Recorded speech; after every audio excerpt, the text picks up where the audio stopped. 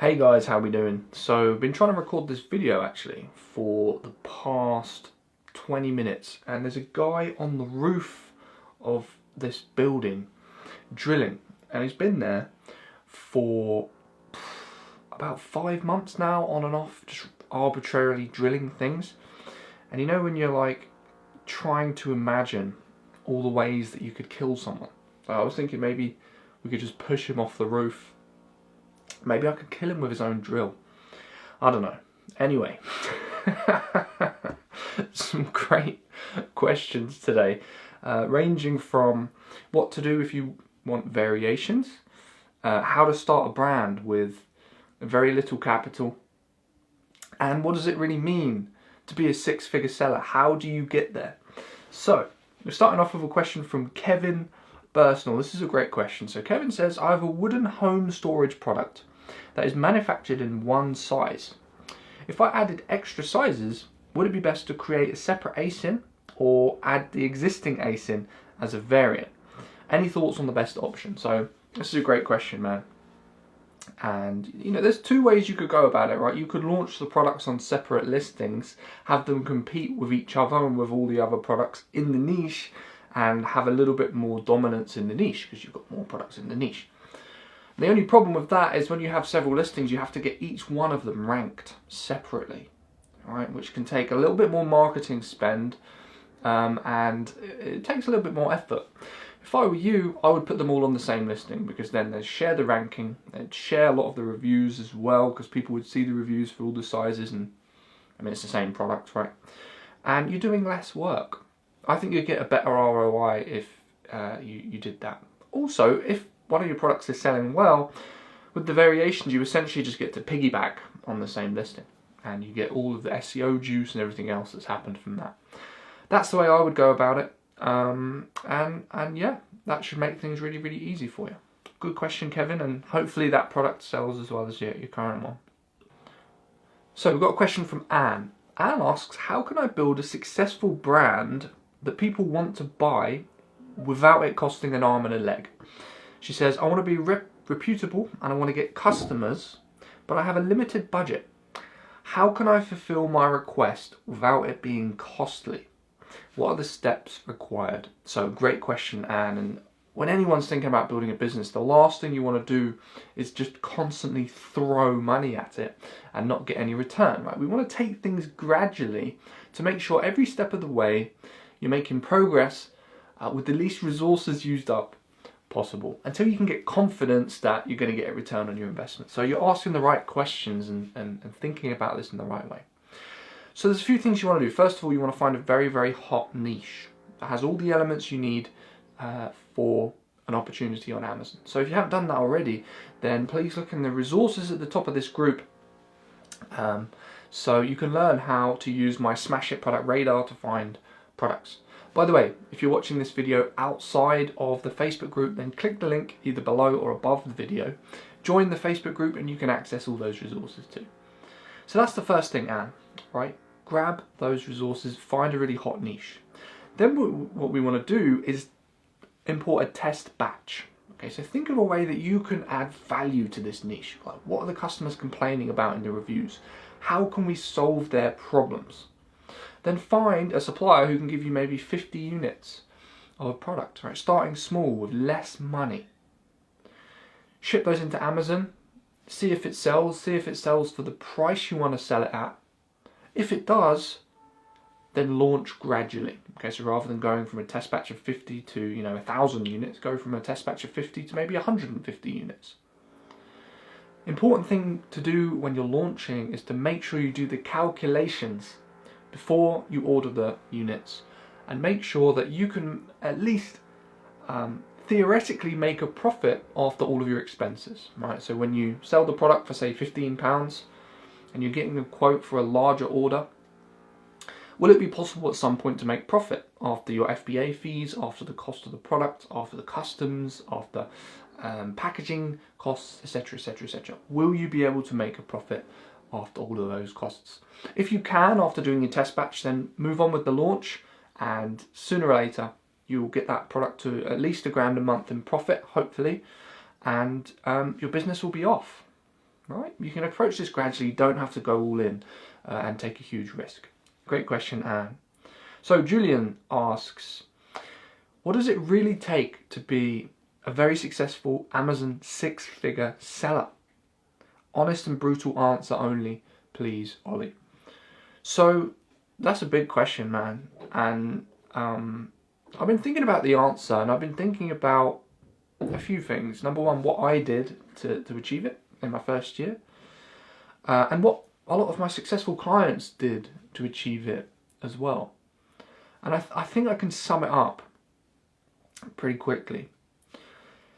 If you want to be a successful 6-figure Amazon seller, then you have to act like there's no other option.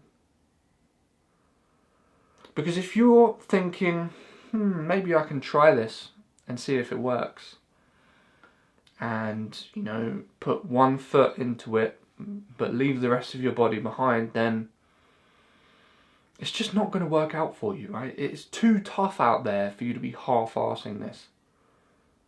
If you act like there's no other option, and if this doesn't work, then you'll have no other way of earning money. Then you'll put your all into it. You'll grow as a person as you build the business. You'll go the extra mile, which most sellers aren't willing to do. They just want to coast along and hope. And that will get you the success, right? It's that attitude that gets you there.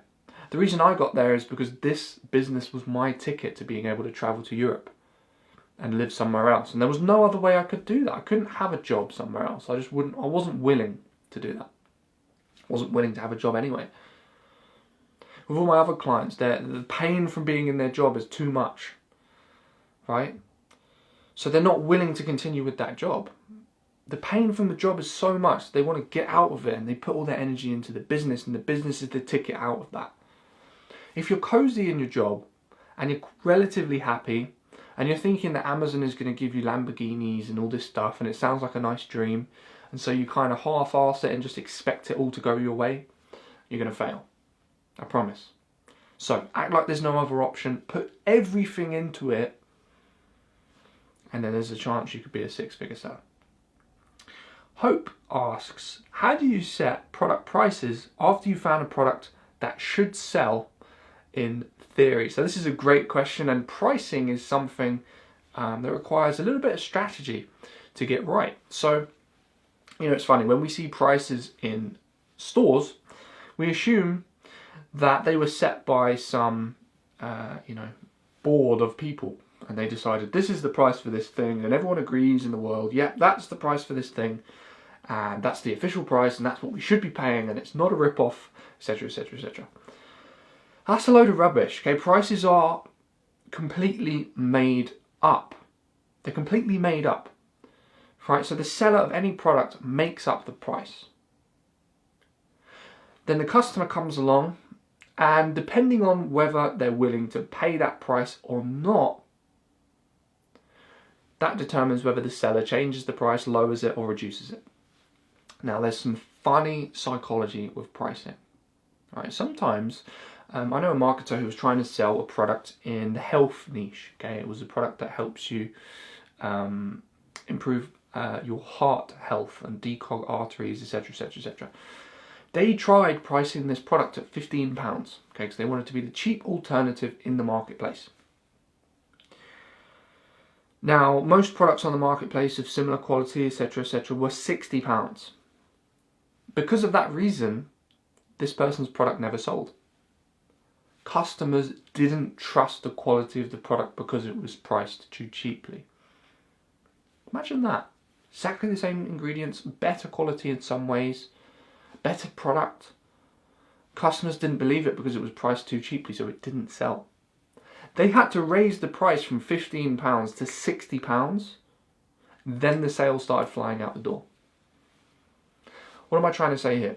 Pricing is down to psychology. So here's what you do with your price on Amazon, okay? You start off undercutting everyone in the marketplace.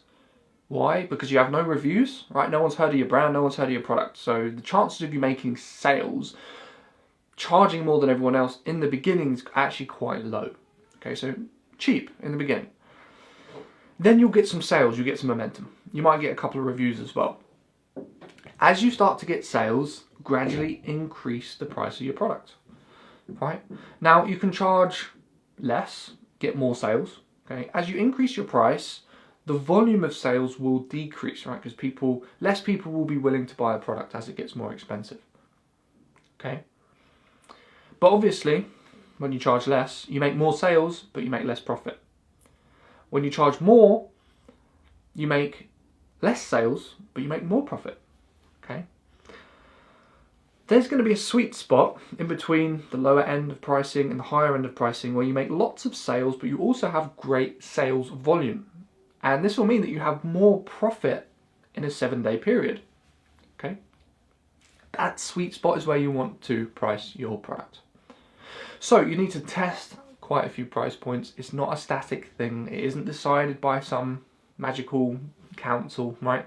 It's all about testing, seeing what happens with the marketplace and finding that sweet spot.